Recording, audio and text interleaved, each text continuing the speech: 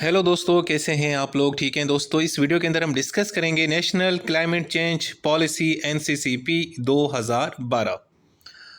दोस्तों 2012 में पाकिस्तान की हुकूमत ने ये पॉलिसी बनाई ताकि क्लाइमेट चेंज का जो इशू है उसको एड्रेस किया जाए और साथ में जो सस्टेनेबल डेवलपमेंट है उसको प्रोमोट किया जाए। और इस पॉलिसी का बुनियादी मकसद ये भी था कि भाई जो क्लाइमेट रिलेटेड जितने भी ख़तरात हैं उनको किस तरह रिड्यूस करना है और साथ में जो एडेप्टेशन की कैपेसिटी है, यानी अब हमें क्लाइमेट चेंज के हिसाब से अपने आप को बदलना भी है, उसकी कैपेसिटी हमने किस तरह मजबूत करनी है।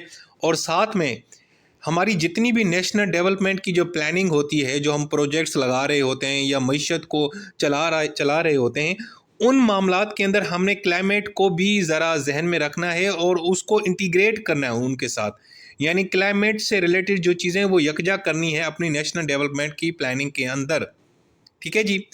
अब ये जो पॉलिसी है ना, एक्चुअली हुआ ये था कि 2008 में एक टास्क फोर्स बनाया गया था जिसका नाम था क्लाइमेट चेंज टास्क फोर्स, और डॉक्टर इशफाक अहमद साहब की निगरानी में ये जनाब टास्क फोर्स बनाई गई थी। तो इसने भी रिकमेंडेशन दी और उसके बाद 2010 और 11 में तो वैसे आपको पता है पूरे पाकिस्तान में सैलाब आया था।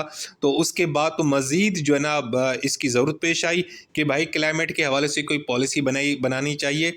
एंड देन उसके बाद फिर 2012 में इसको अप्रूव किया गया और रेटिफाई किया गया सितंबर 2012 में, और 2013 फरवरी के अंदर जनाब इसको ऑफिशियली लॉन्च किया गया। ठीक है जी। इससे पहले कि मैं आपको बताऊं कि ये पॉलिसी वगैरह क्या है, सबसे पहले तो देखते हैं कि यार ये क्लाइमेट चेंज होता क्या है। दोस्तों क्लाइमेट चेंज का मतलब है long term changes in earth average weather pattern. ये जो दुनिया है ना, ये जो धरती है ना, इसका जो एक एवरेज वेदर पैटर्न होता है, इसमें जनाब तब्दीलियां जो आ रही हैं ना उसको बोलते हैं क्लाइमेट चेंज। अब उसमें क्या चीज़ तब्दील हो रही है? दुनिया का जो टेम्परेचर है वो तब्दील हो रहा है, दिन ब दिन आपको पता है गर्मी बढ़ती जा रही है। साथ में जो रेनफॉल है उसमें अब तब्दीली आ चुकी है। अब रेनफॉल के जो पैटर्न्स हैं वो तब्दील हो चुके हैं। साथ में एक्सट्रीम वेदर इवेंट्स आ रहे हैं, यानी कभी दो दो हफ्ते इतनी गर्मी रहती है और इतनी शिद्दत की गर्मी रहती है, और कभी दो दो हफ्ते इतनी शदीद किस्म की सर्दी होती है सर्दियों के दिनों में। यानी इस तरह के जो इवेंट्स आ रहे हैं इन सब को हम बोलते हैं क्लाइमेट चेंज। इसका इसका दूसरा मतलब ये भी है दोस्तों, जो हमारे जो प्लेनेट है ना, इसका जो क्लाइमेट है ना वो वक्त के साथ तब्दील हो रहा है। और उसकी बुनियादी वजह ये है कि एटमॉस्फेयर के अंदर ग्रीन हाउसेस जो गैसेस हैं ना वो जनाब इंक्रीज़ हो रही हैं, वो खारिज हो रही हैं। और वो कैसे खारिज हो रही हैं? हमारी अपनी हरकतों की वजह से। हम क्या करते हैं, फॉसल फ्यूल्स को जलाते हैं, यानी कोल को जलाते हैं, ऑयल को जलाते हैं, क्रूड ऑयल को, नेचुरल गैस का इस्तेमाल करते हैं इंडस्ट्री के लिए, ट्रांसपोर्ट के लिए, गाड़ियों के लिए, और साथ में दरख्तों को हम काट रहे हैं, डिफॉरेस्टेशन कर रहे हैं, और इंडस्ट्री से भी बहुत सारी चीज़ें और भी निकल रही हैं। तो उसकी वजह से क्या हो रहा है कि एटमॉस्फेयर के अंदर ग्रीन हाउसेस गैसेस बढ़ रही हैं, जिसकी वजह से टेम्परेचर हमारा बढ़ रहा है और जिसकी वजह से क्लाइमेट चेंज हो रहा है। ठीक है जी। अब हम देखेंगे कि यार ये जो एनसीसीपी है इसका गोल क्या है। भाई इसका सिंपल गोल ये था कि पाकिस्तान के जितने भी मेजर सेक्टर हैं ना इकॉनमी के, वो ज़्यादातर ना या तो कमज़ोर हैं या वो जनाब क्लाइमेट चेंज का वो शिकार होते हैं। तो हमने उन सेक्टर्स को बचाना है। उनको बचाने के लिए हमने क्या करना है, जब भी कोई पॉलिसी बनाएंगे उन सेक्टर के हवाले से हमने क्लाइमेट चेंज को जहन में रखना है। अब ताकि क्योंकि ये जो सेक्टर्स हैं ना ये अच्छे तरीके से क्लाइमेट का जो इम्पैक्ट है उसको हैंडल कर सकते हैं। मिसाल के तौर पर फ्लड्स आते हैं, उसके लिए आपने एग्रीकल्चर को मजबूत करना है, दरख्त वगैरह लगाने हैं। जो ड्राउट है, खुश्क साली है, पानी की शार्टेज हो जाती है, तो उसके लिए अब पानी का जो मामला है उसके जो उसका ज़ख़ीरा करना है। इसके अलावा जो हीट वेव्स आ रही हैं उनको किस तरह रोकना है, उसके लिए हमने कौन से इकदाम उठाने हैं।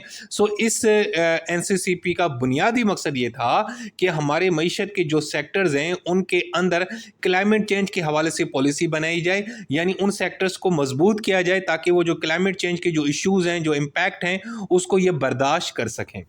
ठीक है जी। अब इसके ऑब्जेक्टिव्स क्या हैं? सबसे पहले जनाब इस पॉलिसी का ऑब्जेक्टिव है सस्टेनेबल इकोनॉमिक ग्रोथ, यानी हमने माशी तौर पे तरक्की ज़रूर करनी है भाई, इंडस्ट्री लगानी है, सब कुछ करना है, लेकिन साथ में क्लाइमेट चेंज का जो मामला है उसको भी देखना है। इसके अलावा जनाब क्लाइमेट चेंज की जो पॉलिसीज़ हैं उसको हमने दूसरे नेशनल डेवलपमेंट की जो पॉलिसीज़ हैं उसके अंदर इंटीग्रेट करना है, यकजा करना है। इसके अलावा जनाब जो पुअर कम्युनिटीज़ हैं और जो ख़वातीन हैं उनको हमने सपोर्ट करना है ताकि वो क्लाइमेट चेंज के हिसाब से अपने आप को अडॉप्ट कर सकें, ढाल लें, ठीक है। और पोल्यूशन जो है उसको हमने कम करना है ताकि लोगों को क्लाइमेट चेंज के जो असरात हैं उससे बचाया जा सके। इसके अलावा जनाब हमारे जो रिसोर्स हैं यानी जो पानी है, फूड है, एनर्जी है, उसको हमने किस तरह सिक्योर करना है, महफूज करना है, ठीक है। इसके अलावा जनाब डिज़ास्टर रिस्क रिडक्शन यानी जो फ्लड्स हैं, जब सैलाब आता है, जो उसका नुकसान होता है, जो ड्राउट्स है, खुश्कसाली या स्ट्रॉम्स या तूफ़ान जो आते हैं, उनका जो नुकसान होता है उसका इम्पैक्ट हमने किस तरह कम करना है। साथ में हमने क्या करना है, अपनी कोऑर्डिनेशन को इम्प्रूव करना है। जो डिफरेंट गवर्नमेंट के जो डिपार्टमेंट है ना दोस्तों, इंस्टीट्यूशन है, उनके बीच में ना कोऑर्डिनेशन का बड़ा इशू होता है इन्वायरमेंट के मामलात के ऊपर, तो उसको हमने इम्प्रूव करना है। साथ में हमने क्या करना है, नेशनल और इंटरनेशनल जो फंड्स हैं उनको यूटिलाइज करना है ताकि हम क्लाइमेट रिलेटेड जो प्रोजेक्ट हैं उनको जनाब यानी कि बना सकें, ठीक है। इसके अलावा जनाब पब्लिक और प्राइवेट सेक्टर्स को हमने इंकरेज करना है ताकि भाई वो इन्वेस्ट करें क्लाइमेट चेंज के हवाले से। जो मिटिगेशन है, एडेप्टेशन की जो पॉलिसीज़ हैं, जो प्रोजेक्ट हैं, वो प्रोजेक्ट जिससे क्लाइमेट चेंज को हम उसके असरात से बच सकते हैं, उनके लिए हमने पब्लिक को और प्राइवेट सेक्टर को मोटिवेट करना है कि भाई पैसे लगाओ, इन्वेस्टमेंट करो। इसके अलावा भाई पब्लिक को अवेयरनेस देनी है इस हवाले से, और उनकी स्किल्स को बढ़ाना है ताकि वो क्लाइमेट चेंज का जो इशू है उसको डील कर सकें और उससे उसका जो मामला है, उसके जो असरात हैं उससे वो बच जाएं। इसके अलावा जनाब हमने जो हमारे जितने भी नेचुरल रिसोर्सेज हैं, कुदरती वसाइल हैं, पानी शानी इकोसिस्टम वगैरह, उसको हमने महफूज रखना है फ्यूचर की जनरेशन के लिए, कि जो आने वाली जो नस्लें हैं उनके लिए, ताकि ये जब आएँ वो दुनिया में तो वो गालियाँ न दे दें और हम उनको एक साफ़ सुथरी हवा दें, साफ़ सुथरा पानी दें, एक अच्छी इन्वायरमेंट दें, एक अच्छा माहौल दें। ठीक है जी, अब ज़रा देखेंगे कि भाई इस पॉलिसी में इन्होंने बताया है कि पाकिस्तान क्लाइमेट चेंज के हिसाब से बहुत ही यानी कि टारगेट के ऊपर है। क्लाइमेट चेंज के सामने पाकिस्तान बड़ा ही वनरेबल है, कमज़ोर कंडीशन के ऊपर है। और कौन से मेन थ्रेट्स हैं? सबसे पहला जो थ्रेट है भाई, एक्सट्रीम वेदर इवेंट्स। पाकिस्तान में ना बहुत ही इंटेंस किस्म के फ्लड्स आते हैं, ड्राउट्स आते हैं, यानी या तो इतना सैलाब आता है, अल्लाह माफ़ी, या तो ऐसे खुशकसाली के दौर आते हैं कि बंदा पानी की एक बूंद या बारिश के लिए तरस रहा होता है। और ये इरेगुलर जो मानसून के जो पैटर्न्स हैं, इसने भी हमें बड़ा तंग किया है। दूसरा भाई, हमारे जो नॉर्दर्न एरियाज़ के अंदर जो क्या कहते हैं ग्लेशियर्स हैं, हिंदू कश, कराकरम, हिमालय के जो ग्लेशियर्स हैं, वो जनाब जो है ना वो मेल्ट हो रहे हैं, जिसकी वजह से इंडस रिवर सिस्टम के अंदर जो पानी का जो सप्लाई का सिस्टम है वो जनाब आगे पीछे हो चुका है। इसके अलावा हमारे जो डैम्स हैं उसके अंदर जो सेडिमेंटेशन है, यानी जब बहुत ही फ्लड्स तेज़ी से हैवी फ्लड्स आता है ना दोस्तों, तो उसमें मिट्टी होती है, पत्थर होता है, तो वो क्या होता है, जो हमारे जितने बड़े डैम हैं तरबेला, मंगला, उसकी जनाब ना नीचे तह में जनाब वो कचरा जमा हो जाता है, जिसकी वजह से वाटर की जो स्टोरेज की जो कैपेसिटी वो कम हो जाती है। इसके अलावा जनाब हीट जो टेम्परेचर है वो बढ़ता जा रहा है, वाटर की शॉर्टेज होती जा रही है, जो एग्रीकल्चर की जो प्रोडक्शन है वो कम होती जा रही है, वो गर्मी की वजह से जो अपन हमारी जो फसल है वो तबाह हो जाता है, ठीक है।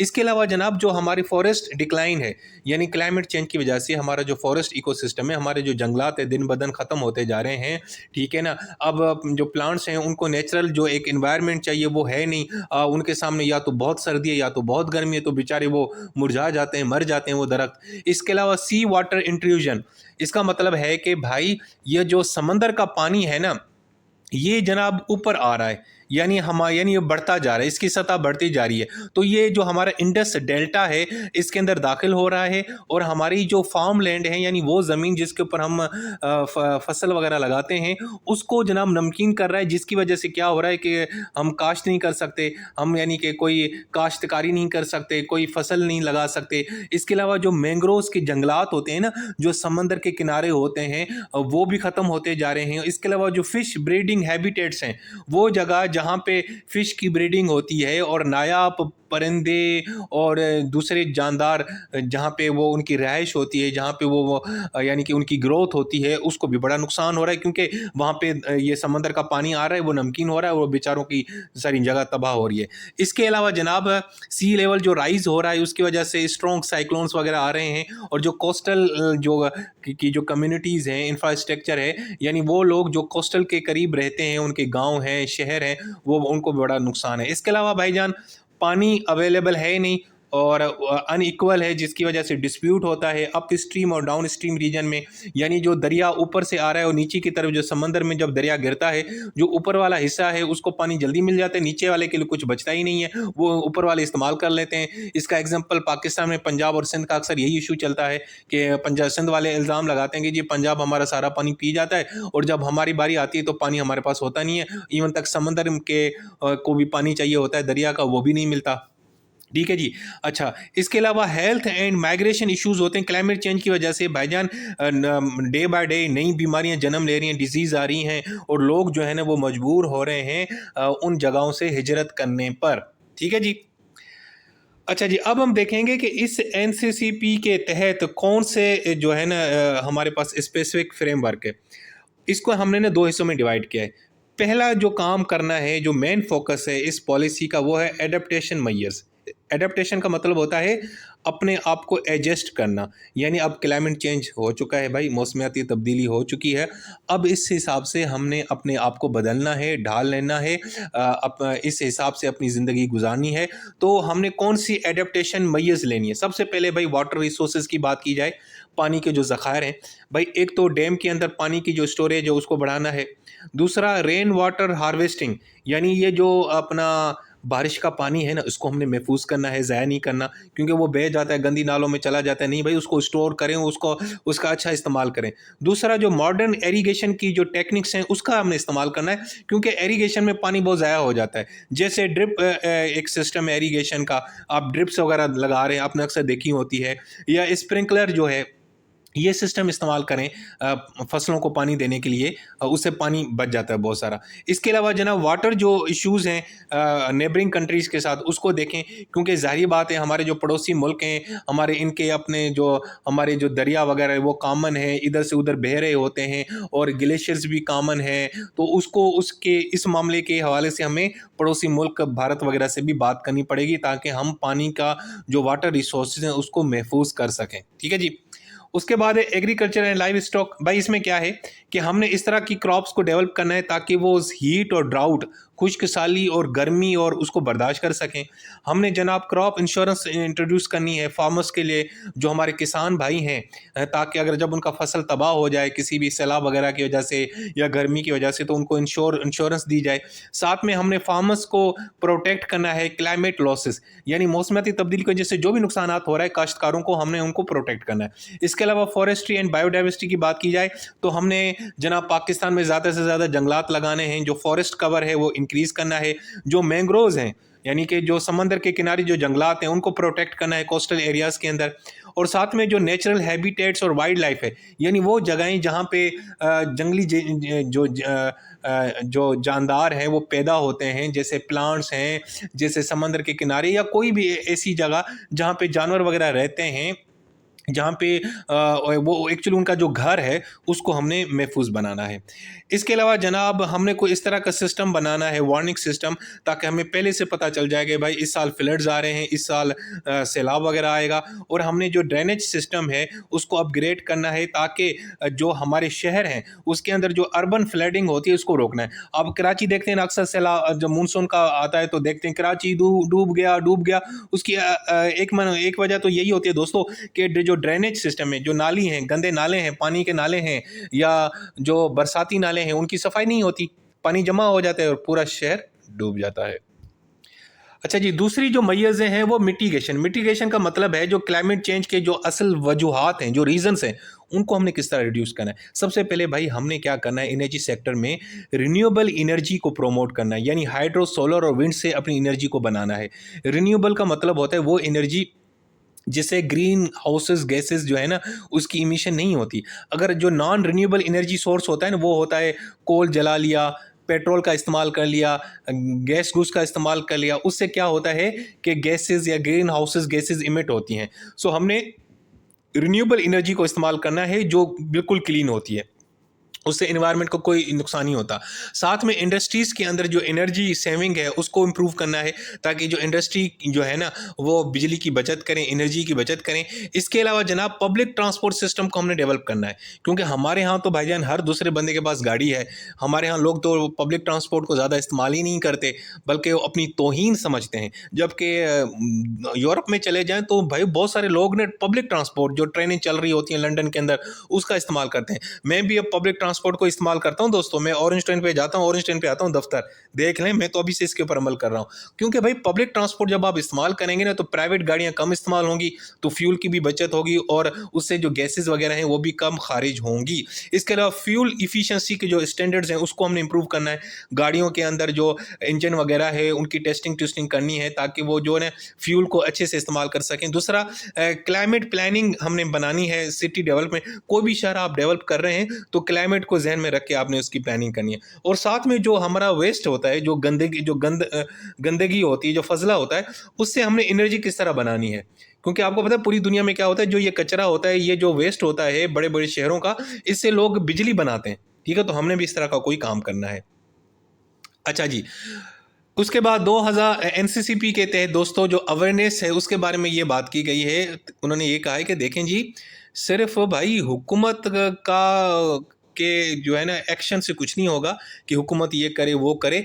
इसमें साथ साथ जो अवाम है उसका जो बिहेवियर है या जो सोसाइटल शिफ्ट है वो चाहिए। यानी इसमें सोसाइटी को भी किरदार अदा करना पड़ेगा, अवाम को भी बढ़ चढ़ के इस मामले को देखना पड़ेगा।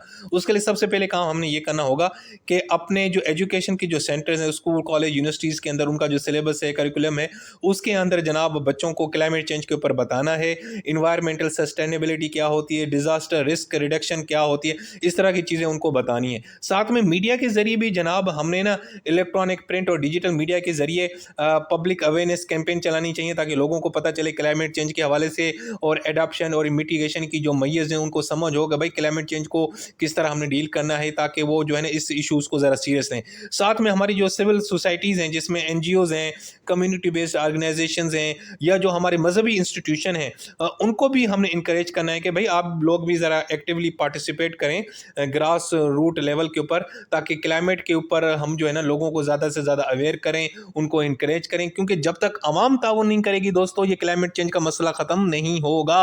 अब आवाम जो है वो गंदगी फैलाएगी, जनाब हर जनाब पानी का इस्तेमाल सही नहीं करेगी या उसको ज़ाया करेगी, दरख्त काटते फिरेगी, तो भाई हुकूमत क्या करेगी बेचारी। ठीक है ना। साथ में जनाब इंटरनेशनल और रीजनल लेवल के ऊपर हमने कोऑपरेशन करनी है। किस तरह करनी है? एनसीसीपी कहता है कि पाकिस्तान इंटरनेशनल लेवल के ऊपर जितने भी ऑर्गेनाइजेशंस हैं उसमें ज़्यादा पार्टिसिपेट करे, जैसे United nation framework convention climate change, ठीक है, और वहाँ पे common but differentiated responsibilities CBDR का जो प्रिंसिपल है उसको वो उसकी तरफदारी करे, उसकी बात करें। अब ये CBDR का प्रिंसिपल क्या होता है दोस्तों? इस प्रिंसिपल का मतलब ये होता है कि जो अमीर मुल्क है ना, उनकी ज़्यादा जिम्मेदारी है कि वो क्लाइमेट चेंज के ऊपर काम करें और गरीब मुल्कों की मदद करें, क्योंकि अमीर मुल्कों में इंडस्ट्रीज ज़्यादा लगी होती हैं, वहाँ पे ग्रीन हाउसेस गैसेस की इमिशन ज़्यादा होती है। तो जनाब ये इस असूल के तहत ये लोग ज़्यादा जिम्मेदार हैं, क्योंकि इनकी वजह से पूरी दुनिया में ये क्लाइमेट चेंज है, ग्लोबल वार्मिंग है, तो इनका ज़्यादा किरदार है, क्योंकि इनकी हरकतें ज़्यादा हैं। गरीब मुल्कों में कौन सी इंडस्ट्रियाँ लगी हुई हैं? उनकी कंट्रीब्यूशन बिल्कुल नहीं है। इन भाई लोगों की, अमीर मुल्कों की कंट्रीब्यूशन ज़्यादा है, तो जनाब फ़ंड भी इनको देने चाहिए। किसी गरीब मुल्क में कोई फ्लड्स वगैरह आ रहे हैं, मौसमियाती तब्दीली की वजह से नुकसानात हो रहे हैं, तो उनमें ये गरीब मुल्कों की मदद करेंगे। अच्छा जी, इसके अलावा जो रीजनल प्लेटफॉर्म्स हैं, जैसे सार्क है, ECO है, इसके अंदर भी मामलात को यानी कि क्लाइमेट चेंज का जो इशू है उसको आप टैकल करें। क्योंकि देखें जी, हमारे जो पड़ोसी मुल्क हैं, जैसे भारत है, हमारा जो रिवर बेसिन मैनेजमेंट है वो कॉमन है, हमारे बहुत सारे दरिया वहाँ से आते हैं। Cross border smog air pollution होती है। आपने अक्सर देखा होगा कि जो हिंदुस्तान का पंजाब है और पाकिस्तान का पंजाब, ये स्मोग का बड़ा इशू होता है। तो अक्सर कहते हैं कि जी वो भारत से स्मोग आई, कभी कहते हैं कि जी पाकिस्तान से स्मोग वहाँ चली गई। तो मतलब ये कॉमन चीज़ें हैं ना, क्योंकि हम आपस में पड़ोसी हैं। तो इन मामलात के लिए जो रीजनल प्लेटफॉर्म्स हैं उनका भी हम इस्तेमाल कर सकते हैं, और उसमें क्लाइमेट चेंज के इशूज़ को हम टैकल कर सकते हैं, एड्रेस कर सकते हैं। इसके अलावा जनाब ग्लेशियल और हाई एल्टीट्यूड रिसर्च सेंटर बनाने पड़ेंगे। NCCP ये कहती है कि भाई जितने भी इंटरनेशनल साइंटिफिक जो बॉडीज़ हैं ना, उनके साथ मिल के जो आप मॉनिटर करें जो ग्लेशियर्स हैं वो क्यों इतने ज़्यादा मेल्ट हो रहे हैं, क्या प्रॉब्लम है, कहाँ पे ख़राबी है, उसको किस तरह हमने डील करना है। तो इसके लिए भी ज़रा रिसर्च करनी चाहिए और रिसर्च के लिए आप इंटरनेशनल जो साइंटिफिक बॉडीज़ हैं उनके साथ ताउन करें।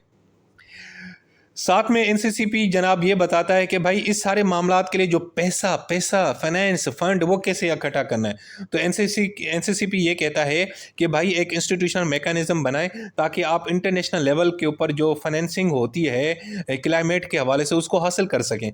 जैसे ग्रीन क्लाइमेट फंड है उसका हमने इस्तेमाल करना है, उसके लिए हमने यूनाइटेड नेशन को अप्रोच करना चाहिए।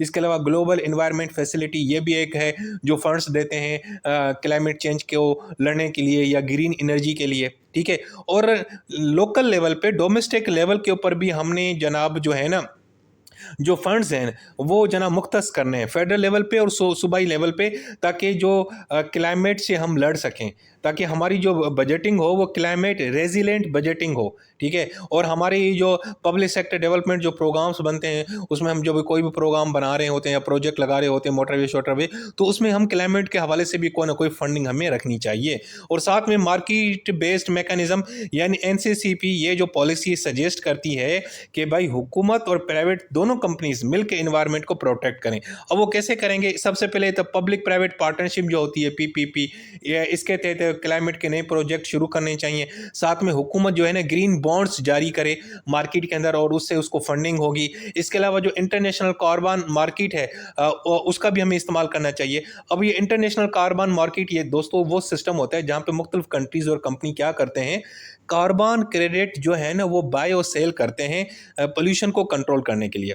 मिसाल के तौर पर एक अगर कंपनी है वो दिन ब दिन जो है ना पोल्यूशन को कंट्रोल कर रही है, उसकी इंडस्ट्री से ग्रीन हाउसेस जो गैसेस हैं उसकी जो इमिशन है वो कम हो रही है, तो वो ज़्यादा से ज़्यादा कार्बन क्रेडिट क्या करेगी, अर्न करेगी, ठीक है ना। तो अब इसमें दो तरीके होते हैं, एक होता है क्लीन डेवलपमेंट मैकेनिज्म, ये हमारे क्योटो प्रोटोकॉल हुआ था उसके तहत कहा था कि जितने भी तरक्की याफ्ता मुल्क हैं, डेवलप्ड कंट्रीज़ हैं, वो गरीब मुल्कों के अंदर जो क्लीन प्रोजेक्ट है ना उनके अंदर इन्वेस्ट करेंगे, यानी सोलर का प्रोजेक्ट, विंड का प्रोजेक्ट, हाइड्रो प्रोजेक्ट, अगर वो इन्वेस्ट करेंगे, पैसा लगाएंगे, तो वो क्या करेंगे, कार्बन क्रेडिट अर्न करेंगे। इसका मतलब है कि भाईजान उनकी पोजीशन बहुत अच्छी है और जब इनको कार्बन क्रेडिट मिलेगा तो इसका मतलब है कि भाई इंटरनेशनल इदारे खुश होंगे कि यार ये कंपनी जो है ना क्लाइमेट के ऊपर काम कर रही है।